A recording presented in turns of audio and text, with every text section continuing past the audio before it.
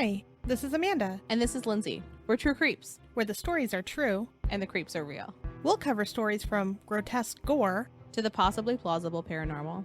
To horrifying history. To tense and terrible true crime. And everything else that goes bump in the night. We want you to join us while we creep. We cover mature topics. Listener discretion is advised.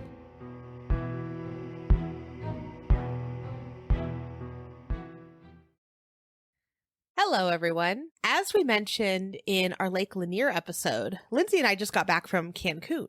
And while we were there, we were told about a legend in the area. So today we are going to talk about that legend, as well as another one we discovered once we got back home. I'm excited. We are drawn to things spooky when we travel, independently or together. Mm-hmm. Normally, whenever I go on vacation, I'm like, do you have a ghost story anywhere? So... Can anyone tell us things? Yeah. But I think we now prefer spooky traveling together.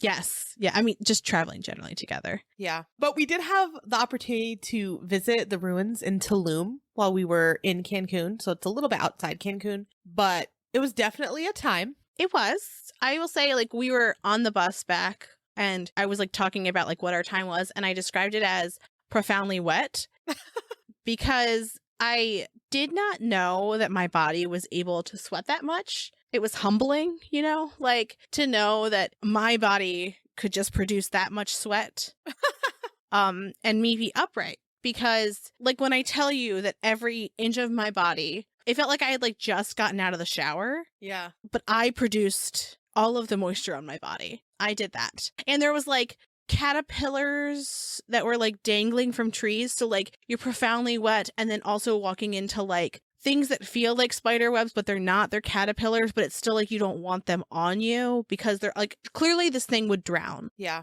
I had one on my hat while getting back on the bus and I was like, oh no, hold on, and had to put it back on a tree. See, I didn't have any on me that I was aware of, at least, but there was like several people standing in front of me who like must have walked through a nest. Oh no. Because they were like squirming all over them. And I'm like, I don't... Or caterpillars. Yeah, and like they were sometimes killing them, sometimes removing them nicely, but like when you feel something crawl on you, your immediate like reaction is to like pet, you know? So like once they realized what it was, they moved it off of them, but like yeah, I feel like they had an average human response of like, what is on my body crawling? And fair. What a time. I mean, a fun time, amazing time. But so wet. Lindsay and I now have to make it our mission to prepare everyone to go to Tulum one day, but no one prepared us. So that's going to be our life mission now, is to prepare you and everyone you know that it will be insanely humid there and there's not much shade. No shade. So you're just standing in the sun the entire time, learning about ruins that are absolutely beautiful, but just sweating. And there's iguanas everywhere. But yeah, you're dying inside as you're doing it. I will say, it's not that there's no shade, it's just that the very particular tour we were on, it was like our tour guide was like, this is the sunniest place. This is where I'll take you. And at one point, he was like, he had an iPad and he was like showing us things. And throughout the tour, it was like very helpful. But at one point, he was talking about like things that came from the Mayans. And he would like name a thing and show a picture and you'd be like, ah, and he's like, not from Mayans. And he did this like 4 or 5 times. We were like, what was the point of any of that? Like, I didn't know much about Mayan culture before then, so I didn't need it, but it was interesting. But I heard like another tour guide being like, we're going to do our best to keep you in the shade. And ours was certainly not like that. He was like, I'm going to sit you on top of the sun. And then we're just going to do a little chit chat. We're going to hang out. There was another tour that like gave everyone like umbrellas to stand under. I don't know whether that would have done much because it was very humid. But what a time. What a wet time. I was telling a coworker about this experience, and it was a coworker who I'm not very close with. So, like, of course, I'm like, I was very sweaty. You'll be very sweaty. I was like, just prepare to be profoundly wet. Mm-hmm. Yeah. I mean, that's the best we could tell you. It's now our metric for hot, by the way, too. Oh, yeah. Yeah. Even, I'm in Arizona where it is hell. And it did rain the last couple days a little bit, monsoon time. Mm-hmm. And every time my husband goes outside, he's like, it feels a little Tulum-y. That's the only way to describe it. I often say muggy or balmy, but it is Tulum-y now. Yeah. We've coined that term. Yeah. But after the tour, I did take our tour guide to the side and I was like, tell me about this legend. So as we're talking about it in a little bit, what he's told me, I added to it, and I thought it was really neat because he said that they have to go through like a class almost every couple of years to continue being this guide to learn about any new thing that we've discovered about Mayans and their culture. So he's like, I'm as up to date as I think you can be. That's cool though. I'm like, that's awesome. I've had a job as a tour guide and it was like me just like learning from a pamphlet, like barely enough information myself, not knowing. And I was just winging it. So I like the idea that like there's a tour guide that is actually well versed in the information they're giving, especially when you're talking about something like ruins and you're like on that actual land. It feels necessary. Yeah, for sure. While we were in Cancun as well, when we were booking our excursions, we asked our liaison to tell us about any spooky stories that she knew of the area. And she gave us some interesting stories and details. So we added that to today as well, what we'll be talking about. But one detail she did not give us. So if you do visit Cancun and you go to Tulum, is that it'll take you an hour and a half to get there, but it will take you 3 hours to get back. And we were the last stop too. So there was like many an issue. At one point, the parking gate of one of the resorts wouldn't go back up, so we couldn't leave. And he wouldn't just drive around it. He was like, no, it must go up. No, it must go up. And we were like, okay, great. So we're sitting here for like 20 minutes. But like, we're the last stop and it's just the four of us on the bus and the bus driver. And he begins to play like older, sad love songs. Like ballads. They were like all like sad ballads, but just all with the same kind of like, no, I'm done with love vibe, but I'm still in love with someone. I've been hurt, but I'm not going to do this again because I'm still hurt. Like it very much felt like he was working through something. I feel like, and we were there. With our experiences, we will now be your Cancun tour guides ourselves. Like, yes, we will help you book the best things. And we will help you find this random shit that happened to us so that you can also experience this. Yeah. Do you want to be profoundly wet? You don't. You really don't. But the ruins are great. We can get you there. I like that you're like, you don't. And I immediately am just like, I'm like winking. You know what I mean? Those are the versions of us. I feel like everyone should see the ruins. Like, yeah. Just learn about the history and to actually physically see them. It's much different. Even the pictures we took, I'm like, yeah, it's not the same. I feel like I still don't see it the same way. Everyone should experience it once, but be prepared. Yeah. I mean, more prepared than us.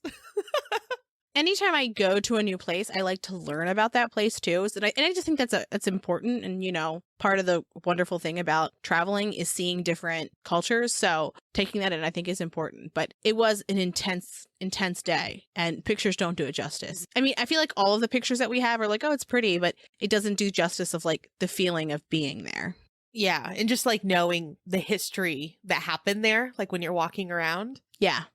It's a whole different like vibe. But today we're going to talk about, like I said, one of the legends we heard about while we were there and then one that we learned when we came home. If you want to hear about our vacation, we are going to discuss it at the end of the episode. Yeah, so stick around for after the credits. The first one that we're going to start with is one that we found out about later when we were looking at different Mayan legends, and it's of a creature called the Dtundtuncan. And so it's a mythical Mayan creature, and its name means the one who goes through the sky. And it looks like a blackbird with a very large beak, but it has no eyes. Ooh, okay. And from what I understand, like there's sockets, just no eyes. Oh, like my dog. Oh, God. So sad. It made it really depressing. The bird only has one leg and it has no soul. Some think that it lived near Mayan ruins, but then moved to the jungle. And one of the particular legends about this creature is that it used to lay its eggs in the remaining rooms of some of the Mayan ruins. So like the ones that are still standing, it was laying eggs in there. But then once it started getting more populated by people, it went to the jungle. Oh, okay. So that it could like breed in peace, I guess. And so makes sense. What does it do? Well, of course, it feeds on children. Why not? Why not? And it enters their bedroom while they're asleep. And specifically to infants, it will go and it will blow what is called wind of death into their mouth. Ugh. And kill them. Interesting. Yeah. And I feel like what's also interesting about this one is that the legends on its origin are vastly different. Yeah. And like normally when we see this, like when we're talking about any sort of like legend or cryptid or anything that like hurts children in any way, it's normally to get children to behave in a certain way, you know? Yes. This one, I'm like, how do you stop them? Like the kids are being good sleeping. Yeah. Well, and also, I think what's interesting here, too, is that so many times you hear about creatures being omens of a thing to happen, right? A disaster or death or something. And here it's the creature itself that's doing it. Yeah. So, like, because I feel like if there are legends of like black dogs and like some people say like crows or ravens can be like an omen of death, right? But here it's like, no, this is the bird that's doing it. Right, right. So let's talk about some of the legends associated with it. So a Mayan shaman was renowned for his work of healing and caring for the women and children in his community. He was out looking for medicinal herbs and came upon a woman who he instantly fell in love with. He wrote poems for her and he shared his feelings, but she didn't reciprocate. A long while later, she ends up getting with a member of the royal family. Eventually, she gives birth to the heir of the throne, and one day the shaman went to the child's room and approached the baby while singing. The child ended up dying. Many people saw the interaction, so the other shamans cursed that particular shaman. He became the soulless bird whose song would kill. Interesting start, right? Like, I feel like just knowing that someone would kill someone that they love's kid just doesn't add up to me. Well, from what when I was reading this particular legend, the way that I took it, it wasn't immediately clear to me that he did kill the baby or if it just happened to be a terrible coincidence. So I think that's what's confusing to me because like, it's either that this like poor guy who was in love with the woman and is like, okay, but I love you. So like, I'm happy for you in your life. Then like a terrible thing happens when he's there. Yeah. And then he's cursed, or he's a complete bag of dicks and kills her baby, in which he definitely deserves to be a soulless bird with one leg and no eyes. Yeah. I know we're going to talk about another origin story in a bit, but like it's the one leg, right? The one leg for me. Yeah. I saw one particular place that was like, it's not that they're just only standing on one leg and they alternate. It's that they legitimately only have one leg. Like it was like a very important part. Interesting. Yeah. Well, here's another origin. Some say that the Dtundtuncan was created by the goddess Ismukane. She was creating two birds out of dough. She threw both pieces in the fire. She told the forming birds that if they wanted to reach their potential beauty, they needed to stay in the fire so that they could fully cook. Dtundtuncan was overeager and came out of the fire too soon, which is why he's missing various body parts. He then destroyed everything he came into contact with. I feel like that's me anytime I try to bake something new. Like the first one's just fucked, and then the second one's like, you're a true baker. Yeah. The bird that stayed in the fire fully cooked. So he had gorgeous blue feathers and had all of his body parts, amazingly enough. His beautiful song created order in the world. That's what I like to think my baking does too. Look, I have not yet tried one of your baked goods, but from the looks of them, they're stunning. I think that it's like an interesting allegory of patience and that like, if you rush things, it becomes chaos and you like lose essential parts. And then children die because you rush things? Yeah. Okay. Totally. Okay. And then if you don't, you get like wicked blue feathers, all your body parts. That's a plus. And a fucking record deal. Some people think that the Dtundtuncan is one of the ways in which the demon, Kakasbal, transforms. And so this particular demon, their name comes from Bal, which means thing, and Kas, which means ugly. So it basically means ugly thing. Okay. Sad. What this demon typically looks like when it's not transformed, it has raven-like claws on its feet, a fuck ton of arms. I did not see a particular number. I just saw various words for the word many. So like one said limitless, countless, lots, big ears, horns. It's covered in hair. Okay. Monkey's testicles specifically. Oh, okay. And snail is a snake or a lizard. And then there was one source that I was reading that was in Spanish and it was translated on Google Translate. And so what it said was, quote, his body is made of organs of animals that hate each other. And I was like, how specific? He has a lot of internal struggles, is what I hear. Yeah, like that's what I was thinking. Like, it's like at odds with himself, right? So yeah. Yeah. He can't really speak. He makes guttural sounds. And the people who hear those guttural sounds are like paralyzed. Oh. And so his breath is poisonous, much like our Dtundtuncan.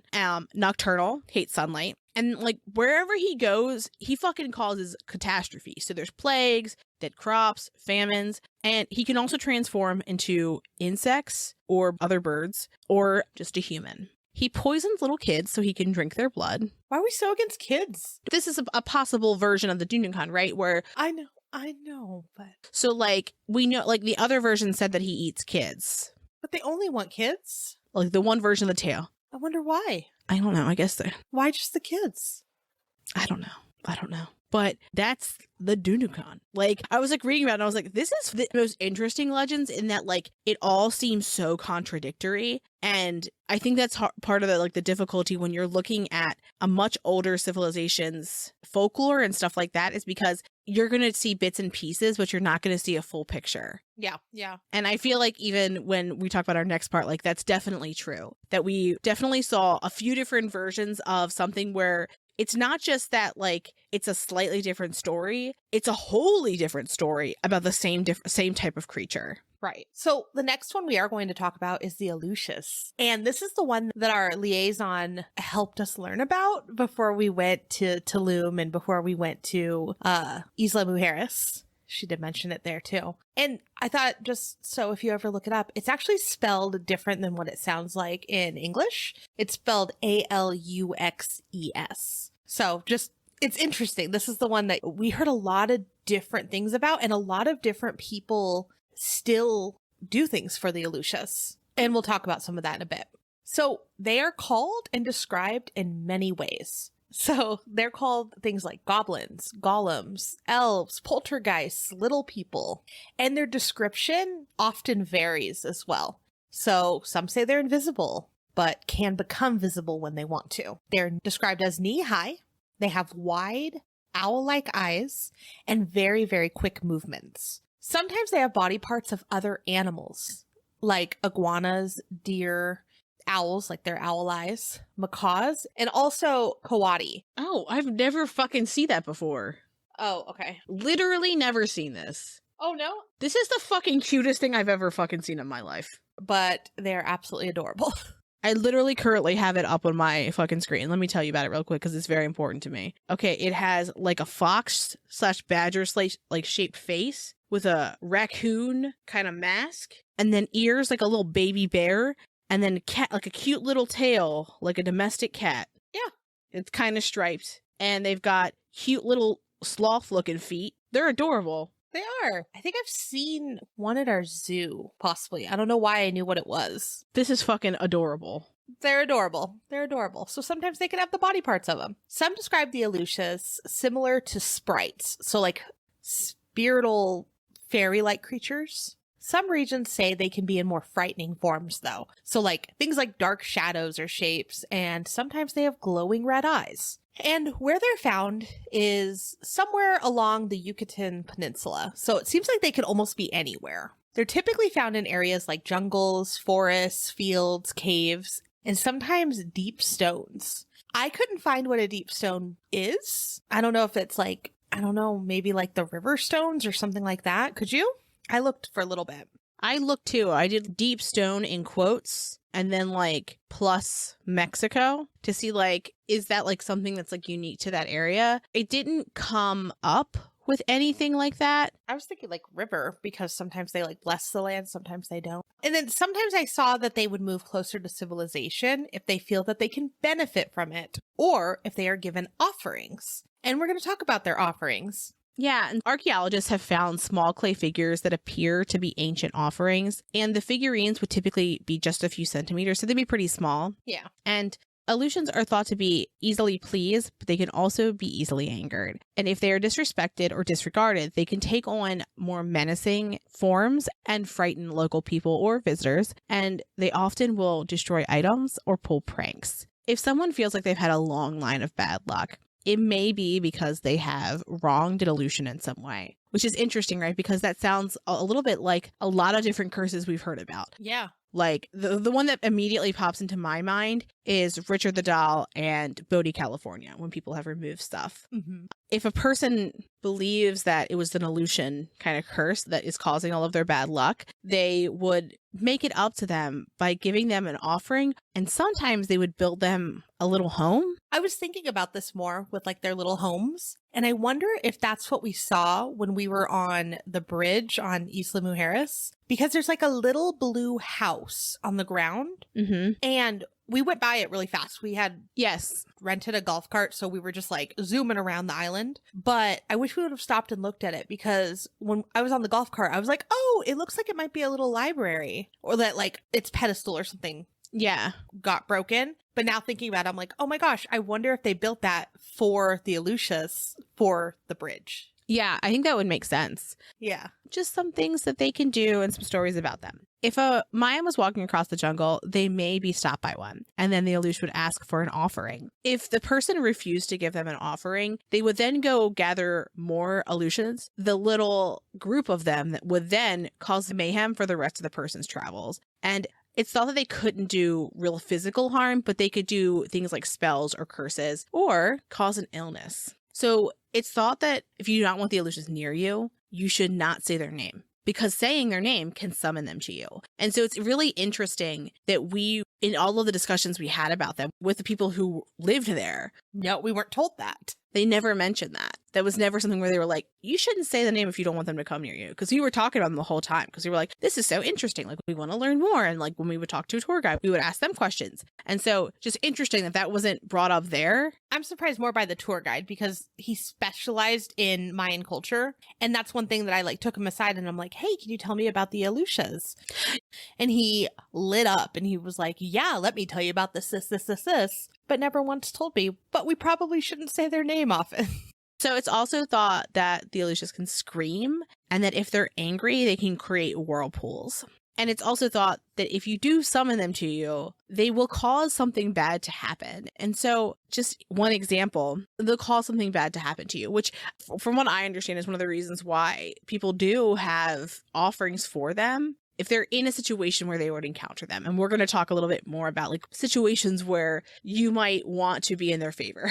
Like, for example, in 1993, there was a team of archaeologists who were about to start work. And before they did, they had a ceremony for the Aluxes. And there was media coverage of the ceremony. And because it was a ceremony by the National Institute of Anthropology and History, so a formal organization was having this kind of like folklore-like ceremony. And the purpose of it was to ask for permission to carry out their work, because they believed that, at least in some small part, they could have been cursed if they hadn't been. And when Amanda and I were listening to this, one of the things that we thought about was we talked about it in our Mermaids episode, how the locals believed that they were basically having damage to this dam from mermaids because they didn't have the ceremony. And the actual government was like, we'll have the ceremony, because at the very least, it will quell the fear, right? And worst case scenario, you're doing something that's like not that big of a deal and not that difficult. And like, why not do it if you can just verify you won't have a curse?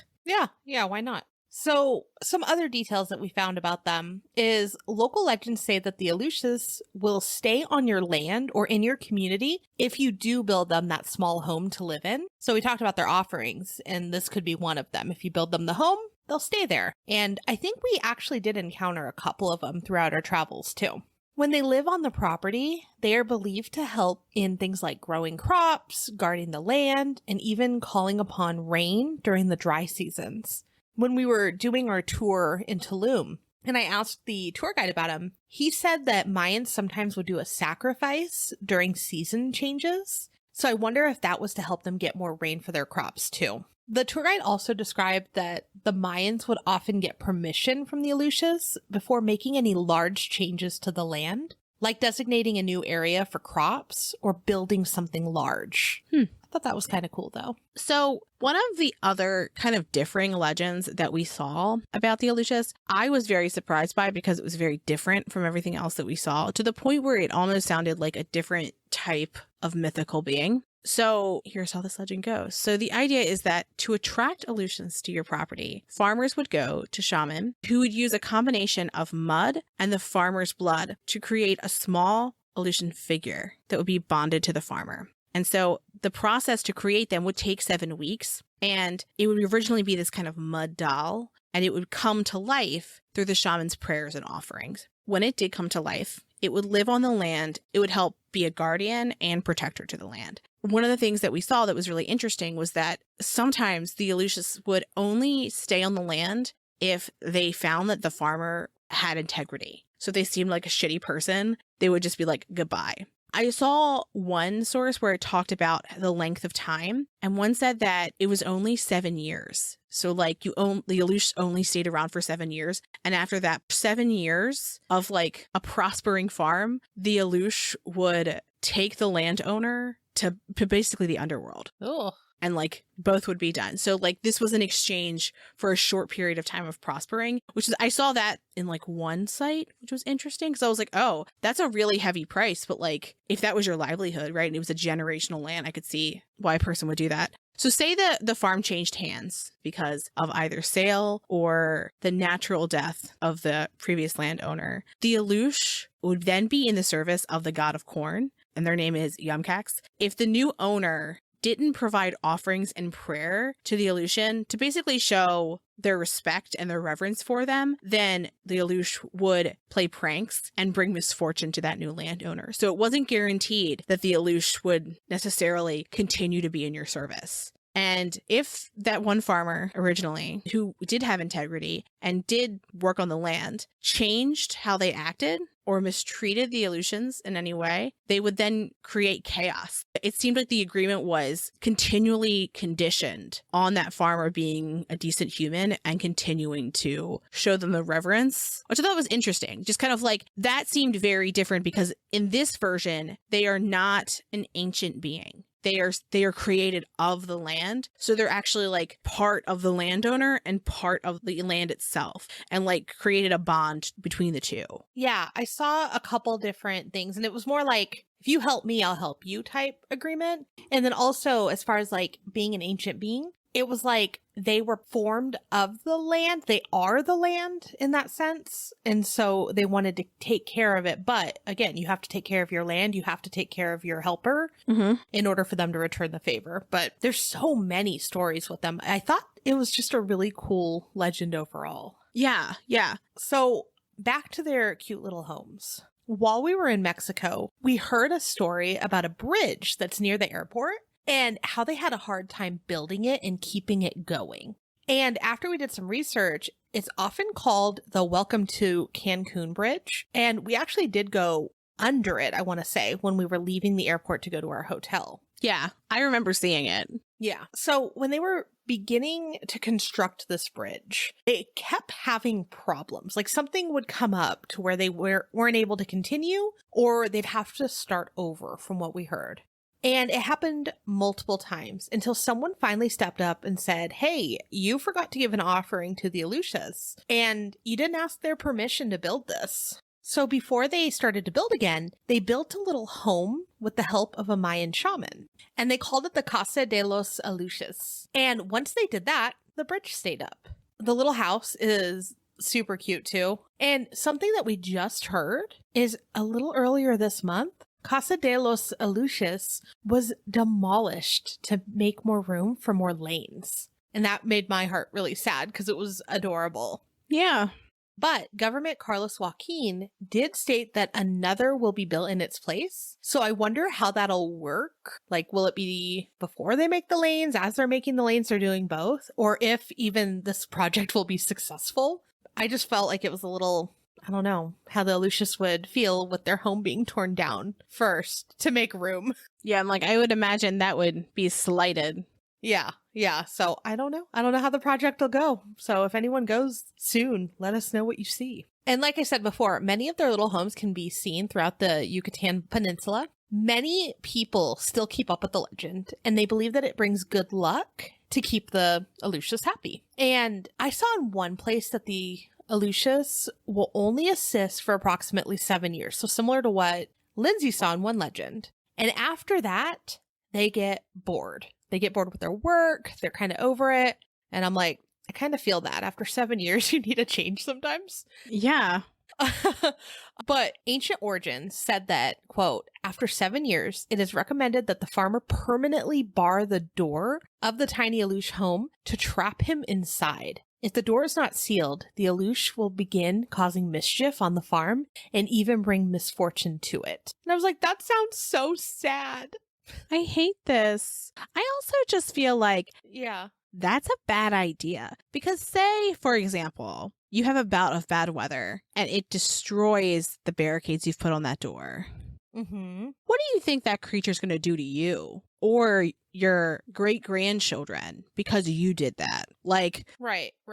I feel like a curse would be a ruin. And you deserve it, too. Yeah, I saw that. And then I was like, okay, is there any other thing that they could do, though, if they get bored? Like, can they just, like, move to a new farm and get a new position? Or, you know, take them to, like, the jungle instead of the farmland or do something. And I could not find anything about, like, moving them or, like, switching your protectors. Nothing. I just saw board up their house. You can create a new one or find a new one to help you or summon a new one or leave an offering for a new one. But I did not see that you could just like move him and give him a happy little life. And let's talk a little bit about the history of them too. So historians claim that sometimes the word Aluxe is sometimes mistaken for the Spanish word duende. And the translation for duende is a supernatural being or spirit resembling a pixie, gnome, or goblin. Interestingly, there's also discussion about duendes having special homes or places where they live, kind of like an Aluxe. And so the concept of a duende is found in folklore all over the world, including Spain, Greece, Portugal, Philippines, and Belize.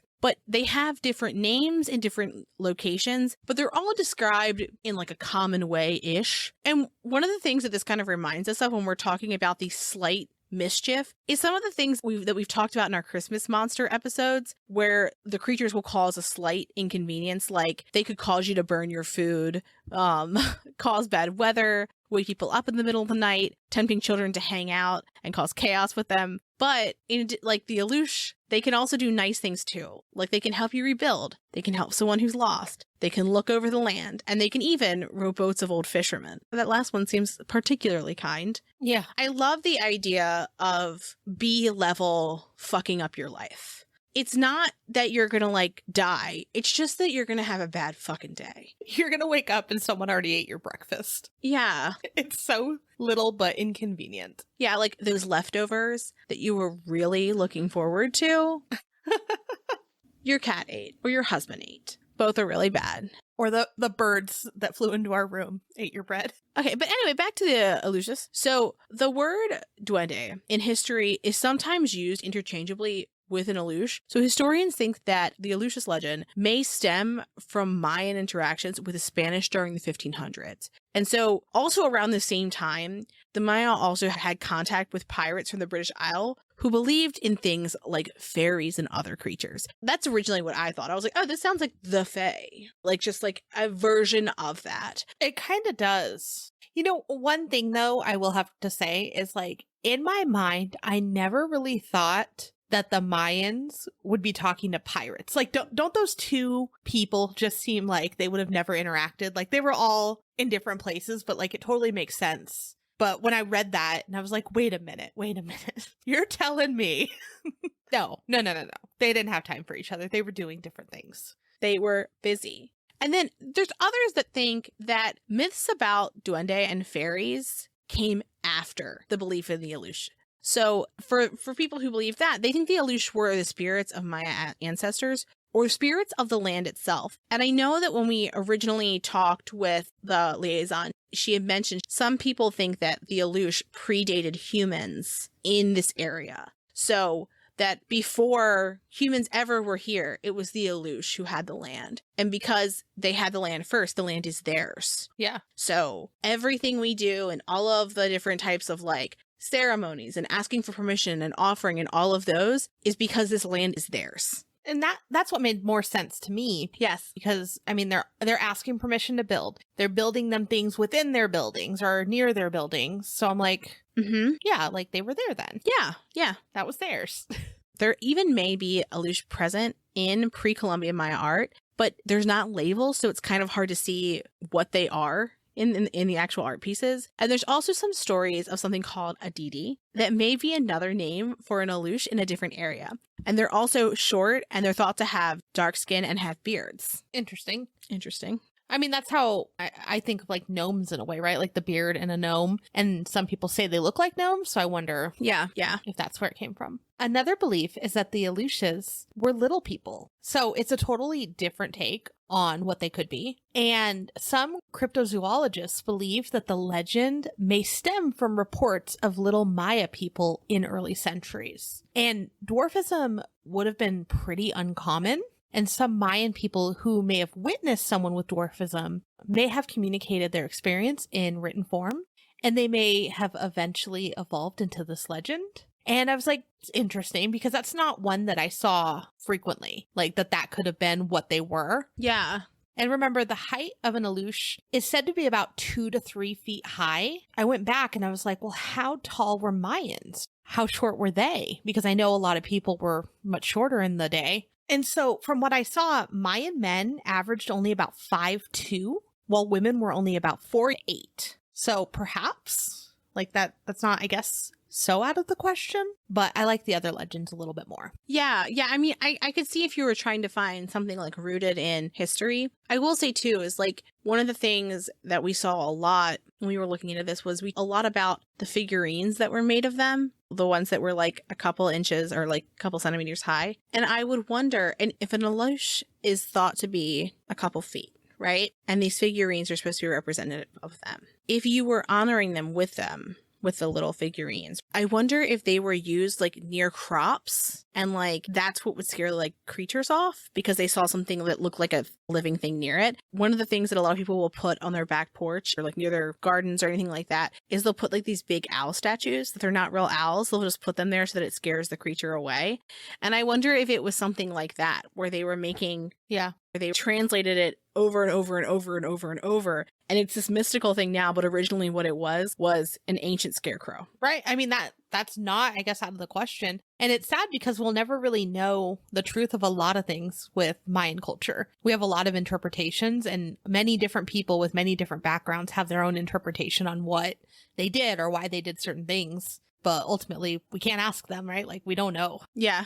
But I love all their stories. It was really fun to learn about them. It was interesting to like learn about different legends having been in the place where those legends are. Yes. Because so often, right, like a lot of times when we're talking about different types of like mythological creatures or cryptids or anything like that, we're talking about places we've never been to, or, you know, we've been there for a moment and we weren't there thinking of those things when we were there. Yeah, exactly. Like I've driven through the Pine Barrens before, but I wasn't aware of the Jersey Devil at that moment. You know what I mean? So like it's different being excited about it. Like when you drive through Burkittsville, Maryland after hearing about the Blair Witch, it's a different vibe. Yes, for sure. I can't wait to go. But today, so how do Aluxes look today? Many farmers and businesses still participate in the legend and take part in offerings and even building the homes for the Aluxes. This includes places like restaurants, hotels, and even some of the smaller shops. Some of them seal the little home after 7 years and then build a new one to appease the little guardians. So next time we visit, or if you go, definitely keep an eye out for these little homes around the area. If you can get pictures, show them to us, because from what I saw online, yeah, a lot of the hotels have little area for them near some of like, I don't know, like their maintenance buildings or somewhere kind of tucked away so people can't like mess with them. Yeah, we looked for one. But I guess like a lot, it's very common to see them. And I want to say we saw maybe 2, but we were like, we weren't looking from the moment we got there. It was like halfway through our trip that we started looking. Yeah. I also saw that anytime there's any sort of event at a place that's considered sacred, local shamans are brought in to do rituals and prayers. There have also been concerts at Chichen Itza, which is obviously a really sacred place. And it's an ancient Mayan city, and the main pyramid became part of the 7 wonders of the world in 2007, which that like in itself, I'm like, oh my gosh, they'd have concerts there. Like going to concerts sometimes isn't like the safest thing. And I'm like, yeah, near something so sacred, why would you do that? It stressed me out. Anyways, so before an Elton John concert there, they did not do the proceedings, and then part of the stage that was being set up collapsed during the construction, and it injured 3 workers. Damn. Luckily at that time, there was no damage to the ruins. Like, I'm sad that the 3 people got hurt, but the ruins were okay. And just, how I said, like, I felt like that was a really strange place to hold a concert. And I did see on its website that it's unlikely more will happen there. Some archaeologists had said, like, hey, concerts can damage the pyramid structures. Yeah. Yeah, archaeologists are saying, like, please don't do this anymore. So I'm kind of glad that there's not much. But I guess there have been a lot of successful concerts there that went off fine. But most of the time they brought in someone to do a prayer before they did it. Yeah. Very interesting. Yeah. I think it's anytime when like it's formally done as part of like a prep for event or a building, I find the intersection between like government action and folklore very interesting. Government or business action. Yeah. And just the fact that, like, many businesses are part of this, right? Like, they're building the homes. And then even just with that bridge, the governor is, like, involved and like, yes, we will build another one. Don't you worry. Yeah. So it's kind of cool. It's really neat place to explore, and just the history there runs really deep. So asking different people in various parts of the area, they even have different stories for you. And everyone there was really, really kind and like happy to share their information. A little different than some of the places here. Yeah. Well, also, I feel like a lot of people who go to, I think, Cancun specifically, I think that sometimes people will go to a tourist destination and they will be happy for the tourism of it, but are not necessarily dialed into the culture and the history of what was there. Yeah. But if you've gone, have you seen any of the little houses? Have you heard any of the legends while you were there? And also, so we were asking our liaison about spooky stories. And the first story she told us, so a lot of resorts have a miles-long entrance where there's security and there's guards and all these things that you have to go through to get to the resort itself. And between the resorts, there's like wildlife. So there's fences, like there's signs that say like, watch out, there's crocodiles. Like, it's definitely not a place where you can just wander and where you would see just random people on the road, because you're either going to this resort or you're not. Like, those are the options if you're on the road, right? And so there were reports that people heard children like laughing and playing. And people were like, oh, we can see them in like around the corner on the street. Like, they're right there. There's like a group of children. And security's like, well, that's strange, because the resort that we went to, it was only adults. There was no children. And they were like, maybe they came, like they went through the woods of one of the neighboring resorts and they came here. Yeah, dangerously, right? So they're like very concerned. So a group of security guards go because they're anticipating that there's multiple children out there. And when they come back, they all have this look like they've seen something. And the woman was like, she asked one of them, she was like, oh, like what happened? And they were like, she's like, he just got this like terrified expression and was like, I don't want to talk about it. And every single security guard that had gone out was like, I don't want to talk about it. And so if you're thinking of small creatures, it could have been Aluxes, right? It could have been them out there playing mischief or playing a prank.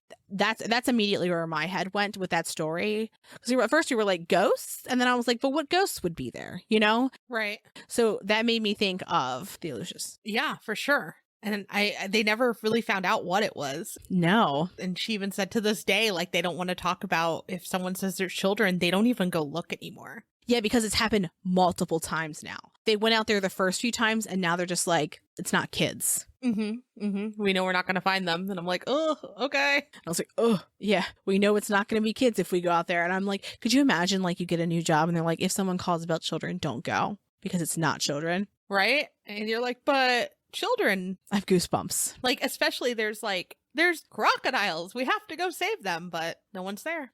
Yeah, and especially if you're in a place where there should be no children, the presence of children is that much more concerning. Or hearing them. Yeah, oof. Just the thought of hearing a child. Disembodied children's laughter is like 10 out of 10, do not want. Please no. Yeah, again, if you've been there, or to Cancun generally, or if you heard of the Aluxes, we're interested. We want your stories. Yeah, for sure. And pictures, if you have pictures of the little homes. Yes. And with that, have a great weekend. Thanks for creeping with us. Thanks for listening. For more information on our sources, please visit our website, truecreeps.com. If you'd like to follow us on social media, you can follow us on Instagram at TrueCreepsPod, on Facebook at facebook.com/TrueCreepsPod, and on Twitter at TrueCreeps. We'd love for you to keep creeping with us. So if you like this episode, please subscribe, rate, review, and share the show with your fellow creeps.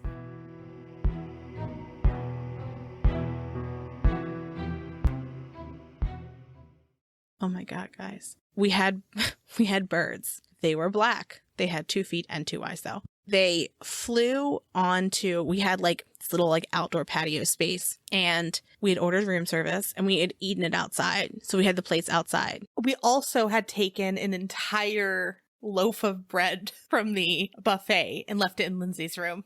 I may have dared someone to steal a baguette.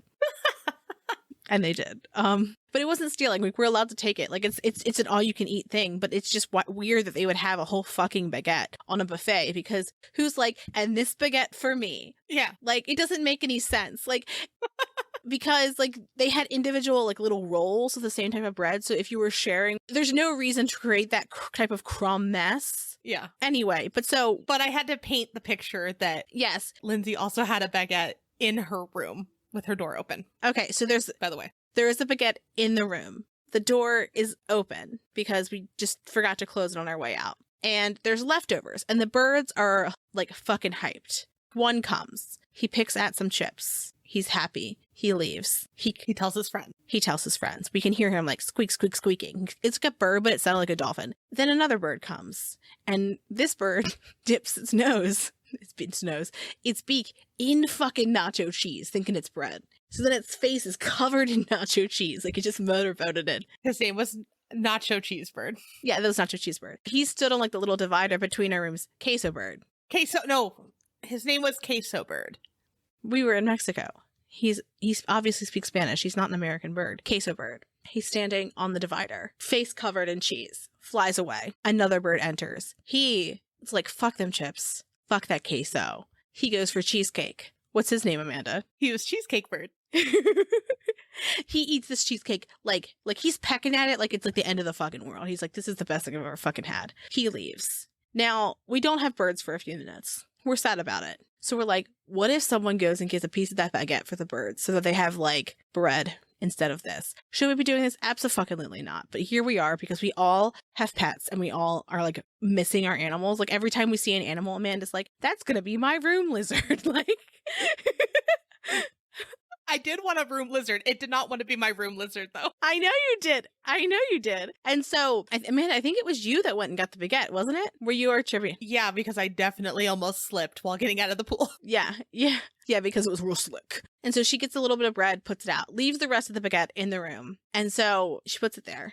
Now, this is when things start to get hairy. First, there's 2 birds that come at a time. Then another one comes. Then another one comes. Then another one comes. And another, and another, and another, and another, and another, and another, and another, until we're up to a fucking dozen birds on Amanda's fucking patio. Just fucking nacho cheese, cheesecake, pieces of bread. They're chomping and shitting all over the fucking place. And then one of them's grabbing bread, taking it to our pool, dipping the bread in our pool, and then eating it. Yeah, I mean, it's having a fucking time. He was refined. He was a refined gentleman. And then it comes to a head. We're stressed because at one, like, we knew we shouldn't be doing what we were doing. But then we're like, we've caused a fucking problem. Like, now there's a fucking problem, right? And we're sitting there and like Ben is like, he's like trying to like act like he doesn't know us. Like, he had no fucking part in this. Like, he wasn't like, get the bread, give the birds bread.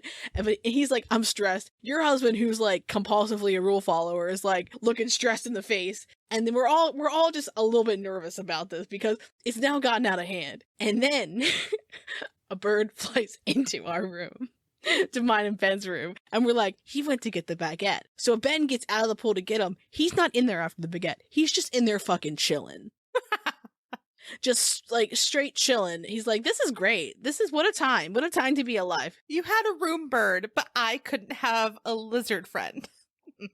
If you would have put a baguette and left your door open, I'm sure you would have had one. I will tell you, I drunkenly like ate that like baguette in the middle of the night, and I was really happy about it. Like, I was happy that bread was in the room. because we had butter. Well, the second day, I took you a giant round loaf of bread. Yes, my stomach was bothering me, and I was like, could you guys bring me back some bread from, like, the all-you-can-eat breakfast, because room service doesn't have just, like, a loaf of bread. And, like, they come back to the room with, like, an offering. They hand me a plate with, like, a cloth napkin over it, and I'm like, okay, thank you. And so, like, take that, and I, like, put it underneath to, like, see what bread has been brought to me. She brings me, like... Every bread. But this top bread truly had, like, it was like the size of a dinner plate. It was a bread bowl before it became a bowl. And I was like, this is exactly what I wanted. And there was like a fistful of butter. And I was like, yep, this is what my stomach needs. Thank you. I appreciate this. It was a gorgeous offering to me. I take my mission seriously. My bread mission. You did well. Well, as he was making your plate, and I was like, we need something ridiculous. We need this fucking thing. We need this massive one. And he's like, you think we could take that out of the buffet? And I'm like, I'm just going to walk out with it. And then he's like, fine. And like, put it on the plate. Was Mike dying at this moment? Oh, yeah. Yeah. He like died inside. Like, what are you guys doing? Also, at that point, totally unrelated, but a man that we named Vecna was at the buffet as well. So Ben and I were following Vecna around.